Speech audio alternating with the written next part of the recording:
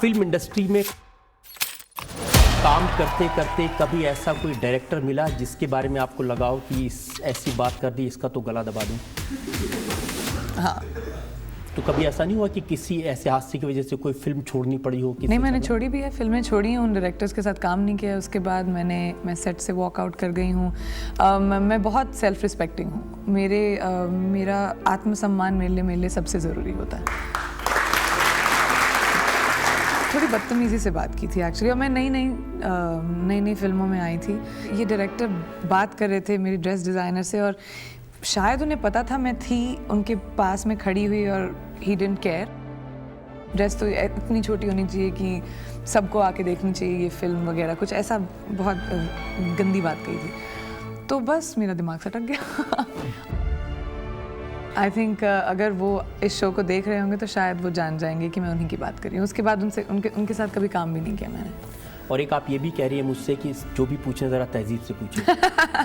रजत जी, वो तो आपके बारे में हम जानते हैं, तमीज़ तहजीब तो आपको आती है।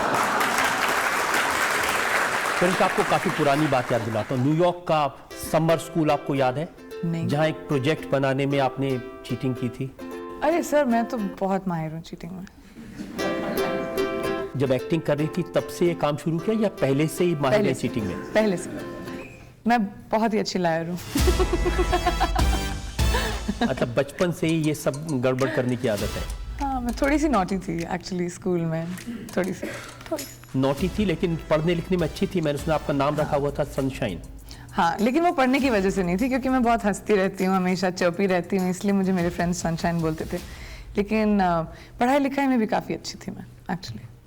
और ये भी सच है कि आप एक्ट्रेस नहीं बनना चाहती थी? सर, एक्टिंग मेरी ज़िंदगी में अबाउट मिस वर्ल्ड के 2 साल बाद आया। इससे पहले मैं इंजीनियर बनना चाहती थी, एरोनॉटिकल इंजीनियर बनना चाहती थी, साइंस की स्टूडेंट थी। 17 साल की थी जब मैं मिस वर्ल्ड बनी, और आई थिंक एट 17 आपको खुद नहीं पता होता कि क्या हो रहा है ज़िंदगी में, और मेरी पूरी ज़िंदगी बदल गई थी। जो लोगों की नकल उतारने की आदत है, ये आपको बचपन से थी? हाँ, ये भी बचपन से थी, लेकिन ये थोड़ी ना सोचा था कि एक्टर बनूंगी। आजकल तो देखिए एक्टिंग एक प्रोफेशन बन गया है, तो नकल तो मैं हमेशा नकल कर उदाहरण देखा हमने बैक स्टेज शो में, आपने शाहरुख खान की नकल उतारी। थैंक गॉड कि वो हंस दिए एंड उन्होंने सीरियसली नहीं लिया, बट मजाक नहीं कर रही थी मैं तो। कहते हैं ना, एक इंग्लिश में कहावत है, imitation is the best form of flattery. Katrina ने आपके साथ काम करने से इनकार कर दिया है? मुझे नहीं लगता कि कोई भी एक्टर्स मेरी वजह से फिल्म को, एंड कटरीना बहुत ही ज़्यादा बड़ी स्टार है, आई डोंट थिंक वो ऐसा करेंगी। अच्छा, अगर वो नहीं करेंगी, बताइए करीना क्यों करेगी? अभी वो भी आपको उनसे पूछना चाहिए। आप सबके सवाल मुझसे पूछ रहे हैं, मैं अदालत में हूँ कि वो? मैं आपसे पूछ रहा हूँ कि जिनके नाम कैसे होते हैं, कटरीना, करीना, कंगना, सबको आपसे प्रॉब्लम होती है? कंगना को मुझसे प्रॉब्लम है? नहीं, ये आप क्या कह रहे हैं? कंगना को मुझसे कब से प्रॉब्लम हो गई? इस जवाब से पता चला कि बाकी दोनों से तो है। तो आप ये कहती हैं कि मैं ही हूँ नंबर 1 और मेरे आगे कोई नहीं? मैं जो काम करती हूँ उसमें मैं हमेशा बेस्ट होना पसंद करती हूँ। मैंने कभी नहीं कहा है कि करीना कुछ नहीं, कटरीना कुछ नहीं, दीपिका कुछ नहीं, कभी नहीं। मैंने कहा है कि मैं अपनी नज़रों में अपने काम को बहुत ध्यान देती हूँ और बहुत रिस्पेक्ट करती हूँ। किसी और के बारे में मैंने कभी नहीं बात की। शाहरुख से ऐसी क्या प्रॉब्लम? सर, वो भी उस लिस्ट में है, आप क्या जानो। उनके सामने जबान नहीं खुलती मेरी, वो अलग बात है।